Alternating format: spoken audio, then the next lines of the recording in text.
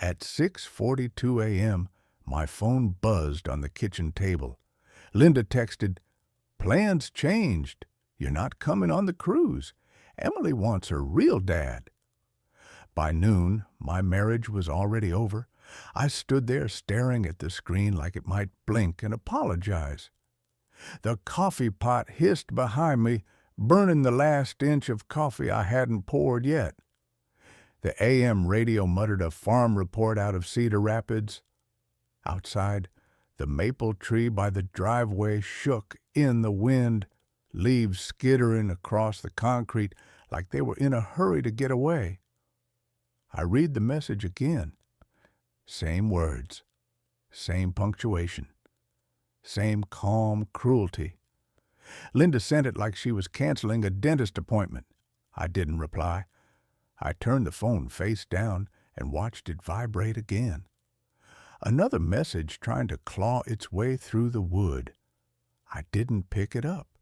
Instead, I sat down in the chair at the head of the table, the chair I'd always taken without thinking, the one that faced the window, the one Linda used to call your spot. The coffee went cold. I didn't notice. 14 years earlier, I'd moved into this house with a couch, a toolbox, and a promise I meant. Emily was 12 then. Skinny kid, braces coming, eyes always watching. Her real dad, Rick Donnelly, had been gone more than he'd been around. Linda told me that the first night we sat on the back steps with beers sweating in our hands. "It's just us," she'd said. "We're a family now." She said that a lot over the years. Whenever money came up, especially when I paid for Emily's braces, Linda squeezed my arm and said, "Your money is our money." When I dipped into savings for Emily's used Honda after she got into Iowa State, Linda said, "This is what dads do." When I set up the auto debit for the Mississippi River cruise she'd been hinting at for months, Linda kissed my cheek and said, "We deserve this." But the text didn't say we. It said, "My real family." The phone buzzed again. I stood up and poured the coffee down the sink without tasting it. The mug clinked against the porcelain like it was mad at me for wasting it. I rinsed it slowly, watching the steam curl up and disappear. This time, when I picked up the phone, it wasn't a text. It was a voicemail. Linda's voice was tight, fast, already annoyed. "Mark, don't make this into a thing," she said. "Emily asked for this. You understand, right? Call me when you calm down." Calm down. I leaned against the counter and closed my eyes. I saw Emily at 12, sitting at this same table with her math homework spread out, crying because Rick hadn't shown up again. I remembered pulling out the chair beside her and saying, "All right, kiddo, let's do this together." I played the voicemail again. Linda's voice sounded practiced, like she'd rehearsed it before calling. I didn't call back.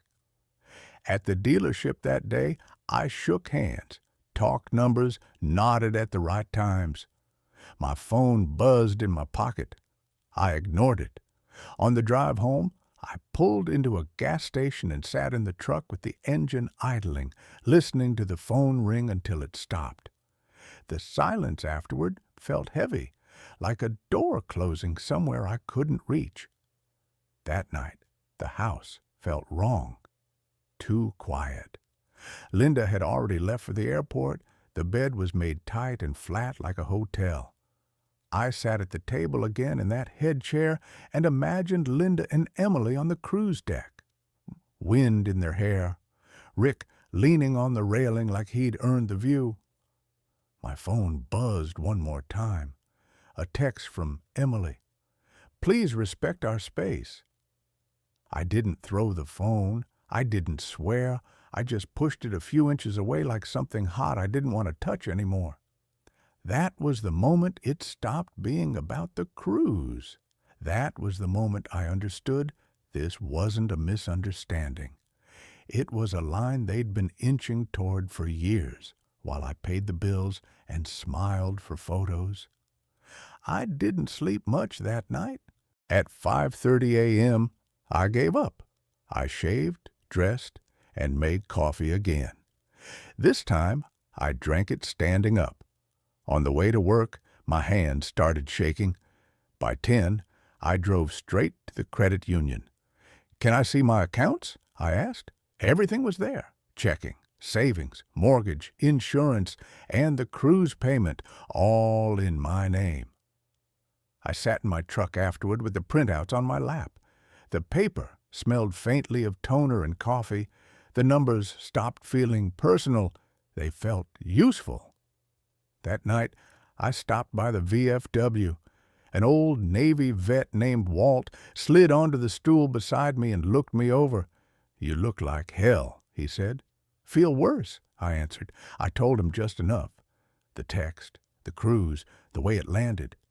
He took a sip and said, "People don't change. They just get honest when they think they've won." That stayed with me. At home, I opened the filing cabinet. Brace's paperwork, college checks, car repairs, years of quiet proof. Then I found something newer. Small transfers, regular. Linda moving money into an account with Emily's name on it. Not illegal, just hidden. That's when clarity arrived. The next morning, I canceled the cruise. That afternoon, I called an attorney. "The house is solely in your name," he said. "You can sell." "What about my wife?" I asked. "She lives there," he said. "That's not the same thing." The offer came fast. Young couple. First baby on the way. "Tell them yes," I said. I packed only what mattered. When I drove away before dawn, the house looked the same as it always had. Solid, quiet, already letting go. They came back on a Tuesday. Linda called first. I answered on the fourth ring. "What did you do?" she demanded. "I sold the house," I said. "You can't do that." "It was my house," I replied. "You just lived in it." The police explained the rest. At the courthouse, Linda talked about sacrifice. Rick talked about fairness. I placed the envelope on the table. Deed, mortgage statements, cruise receipts, 14 years of proof. "I didn't abandon anyone," I said. "I stopped paying for a life I wasn't allowed to be part of." The mediator closed the file. No standing to challenge the sale. Outside, the air felt earned. Months later, Emily asked to talk. "I didn't know about the bills," she said. "I wasn't keeping score," I replied. "I was keeping promises." She nodded. "I shouldn't have said what I said." I didn't rush to forgive. I let the silence do its work. Now I live near the river. Small place. One chair at the table. I don't slide it back anymore, because love without respect is just labor.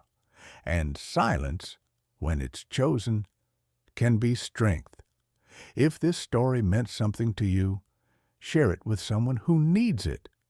And if you want more stories like this, stay a while.